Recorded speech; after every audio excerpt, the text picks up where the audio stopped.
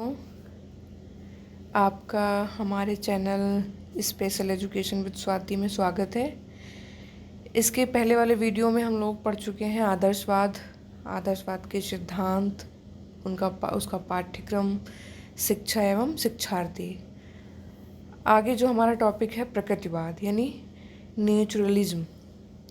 आइए हम लोग इसके बारे में पढ़ेंगे। ये क्या है, इसके सिद्धांत क्या हैं, इसका पाठ्यक्रम क्या है। बाय सीक्वेंस हम एक एक करके पढ़ते जाएंगे। चलिए पढ़ते हैं। प्रकृतिवाद, जैसे कि प्रकृतिवादी विचारक प्रकृति को मूल तत्व मानते हैं। यानी जो प्रकृतिवादी विचारक हैं वो आदर्शवादी विचारधारा के विपरीत, जैसे आदर्शवाद में माना गया था कि आदर्शवाद में विचारों को ज़्यादा महत्व दिया गया था, उसके विपरीत इसमें प्रकृति को ही विशेष महत्व दिया गया है। इनके अनुसार प्रत्येक वस्तु प्रकृति से जन्म लेती है और पुनः उसी में विलीन हो जाती है। प्रकृतिवादी इंद्रियानुभूत ज्ञान को सत्य मानते हैं, यानी इंद्रियों से जो ज्ञान आप अनुभूत कर सकते हैं, यानी ज्ञान प्राप्त कर सकते हैं, वही सत्य है। इसको मानने वाले कौन है? प्रकृतिवादी। अर्थात जिसका हम अनुभव कर सकते हैं वही सत्य है। प्रकृतिवादी आत्मा परमात्मा में विश्वास नहीं करते। ये भौतिक संसार को सत्य व परलौकिक संस्कार को मिथ्या मानते हैं। यानी ये जो दिखाई देती हैं जो चीज़ें, जो आप इंद्रियों के दायरे, इंद्रियाँ कौन कौन सी हैं? आँखें, त्वचा, नाक यानी सूंघना, कान यानी सुनना, यानी इन चीज़ों से आप जिस संसार को महसूस कर सकते हैं वही इनके अनुसार सत्य है।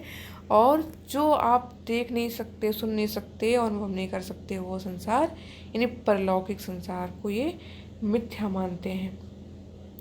दार्शनिक क्षेत्र में यूरोप की सामाजिक क्रांति में प्रकृतिवाद को जन्म दिया है। ये जन्म कहाँ से हुआ? दार्शनिक क्षेत्र में। जब यूरोप की समाज में क्रांति हो रही थी, उस समय किसका जन्म हुआ? प्रकृतिवाद का जन्म हुआ।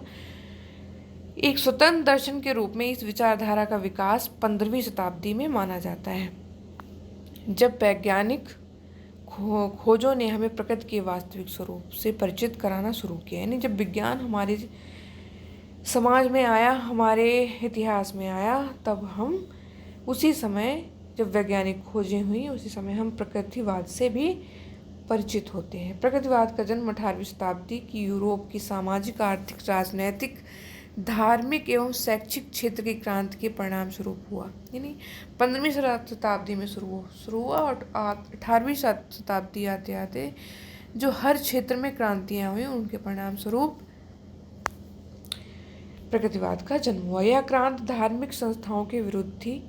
यूरोप में प्रभुत्ववाद, नियमित विनय, एक तंत्रवाद का प्रभुत्व। यानी कहने का मतलब, जब वहाँ की धार्मिक संस्थाएं अपने समाज पे प्रभुत्व जमाए हुई थी, उसके अगेंस्ट जब विज्ञान ने जन्म लिया और नई सोच ने जन्म लिया, तब जन्म हुआ किसका? प्रकृतिवाद का, जिसको लोग किसी हालत में मानने को तैयार नहीं। यानी जो हमारी पिछली विचारधारा थी, जिसके हम एक गुलाम बन चुके थे, जो धार्मिक संस्थाएं जो हमारे समाज में भ्रम फैला रही थी और ईश्वर के नाम पे हमको डरा रही थी, तो उनको मानने के लिए जनता तैयार नहीं थी। उसकी विचारधारा के अगेंस्ट हमारे समाज में प्रकृतिवाद का जन्म हुआ।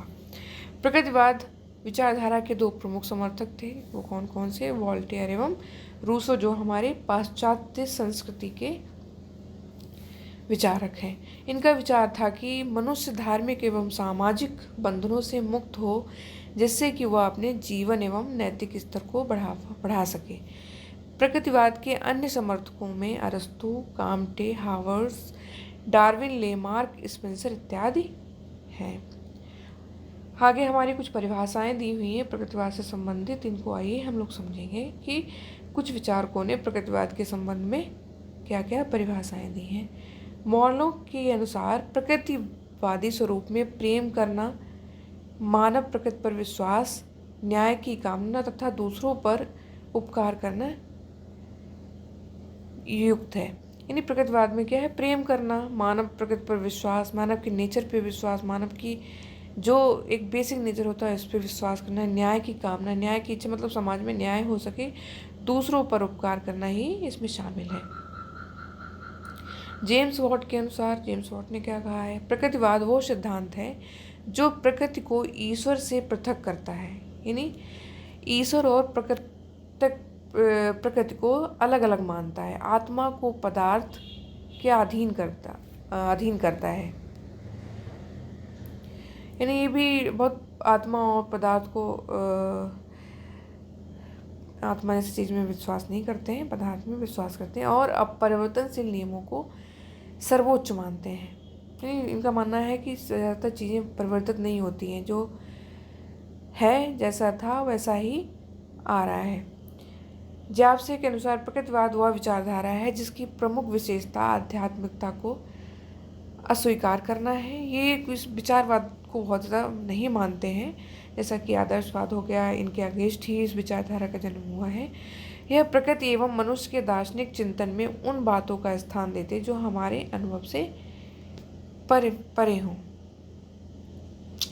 प्रकृतिवाद का स्वरूप, अब यह स्वरूप क्या है? प्रकृतिवाद के निम्नलिखित 3 रूप हैं। पदार्थ विज्ञानों का प्रकृतिवाद। पदार्थ विज्ञानों का प्रकृतिवाद वह प्रकृतिवाद है जो पदार्थ जगत को समझाने की भावना पर विशेष बल देता है। वह बाद मानव को पदार्थ जगत के नियमों के अनुसार समझने का प्रयास करता है। फलस्वरूप शिक्षा इससे प्रभावित नहीं होती, क्योंकि शिक्षा एक मानवीय क्रिया है। यानी इस प्रकृतिवाद में विचारों को महत्व न देके पदार्थ को अधिक महत्व दिया गया है। वह जगत को नियमों के अनुसार समझने के, जगत को कुछ नियमों के अनुसार समझने का प्रयास करते हैं। यंत्रवादी प्रकृतिवाद। इस स्वरूप के अंतर्गत मनुष्य को यंत्र माना गया है। जिस प्रकार यंत्र स्वयं से संचालित नहीं हो सकता, उसे संचालित करना पड़ता है, ठीक उसी प्रकार मनुष्य भी बाह्य प्रभाव द्वारा संचालित होता है। यानी जो भी उसको मोटिवेशन या कह सकते स्टिमुलस मिलते हैं, उनसे द्वारा प्रभावित होकर वो एक यंत्र की भांति कार्य करता है। वह पूर्ण रूपेण बाह्य प्रभावों के द्वारा संचालित होता है, उनके द्वारा कुछ उत्पन्न नहीं होता है, यहाँ तक कि विचार भी। यानी जो उन्होंने कहना कि जो भी उत्पन्न हुआ है प्रकृति के द्वारा उत्पन्न हुआ है, यह उनके द्वारा उत्पन्न नहीं हुआ है। प्राणी शास्त्रीय अथवा जैविक प्रकृतिवाद। यह वाद डार्विन द्वारा प्रतिपादित विकासवाद सिद्धांत पर आधारित है, जिसके 2 भाग हैं।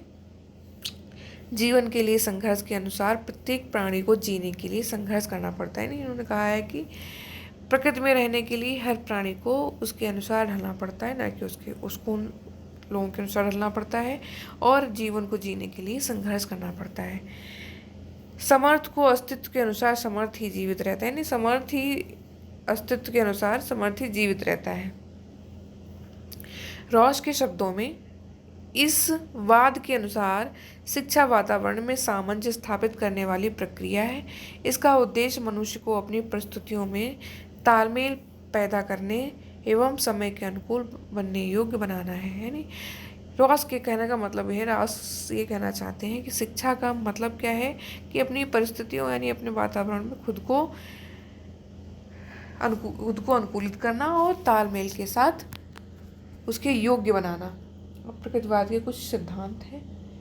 यह ब्रह्मांड प्राकृतिक रचना है, यानी इन्होंने कहा है कि जो ये ब्रह्मांड है, ये सब प्रकृति है, ये सब प्रकृति ने बनाया है, ये सब प्राकृतिक चीज़ें हैं। इसे किसी व्यक्ति या विशेष या किसी व्यक्ति समूह ने नहीं बनाया है। यह भौतिक संसार ही सत्य है। इनका भी यही देखो मानना है कि भौतिक संसार सत्य है, इससे परे कोई आध्यात्मिक संसार नहीं है। आत्मा पदार्थ जन्य चेतन तत्व है, यानी ये पदार्थ जन्य, यानी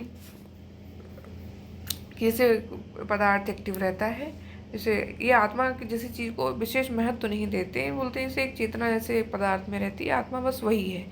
मनुष्य संसार की सर्वश्रेष्ठ रचना है। अगला इनका है, मनुष्य जीवन का उद्देश्य सुखपूर्वक जीना। सुख पूर्वक जीने के लिए प्राकृतिक जीवन उत्तम है। कहना यानी प्रकृति को बहुत महत्व दिया है, प्राकृतिक जीवन भी इन्होंने मनुष्य के जीने के लिए उत्तम माना है। प्राकृतिक जीवन में सामर्थ्य समायोजन परिस्थितियों पर नियंत्रण का महत्व है। ये हमारा हो गया प्रकृतिवाद और प्रकृतिवाद के कुछ सिद्धांत। आगे आने वाले हम वीडियो में इसका पाठ्यक्रम, शिक्षा शिक्षार्थी और शिक्षक के बारे में पढ़ेंगे। धन्यवाद। अगर हमारा वीडियो पसंद आए तो हमारे चैनल को सब्सक्राइब करें और ज़्यादा से ज़्यादा शेयर करें। धन्यवाद।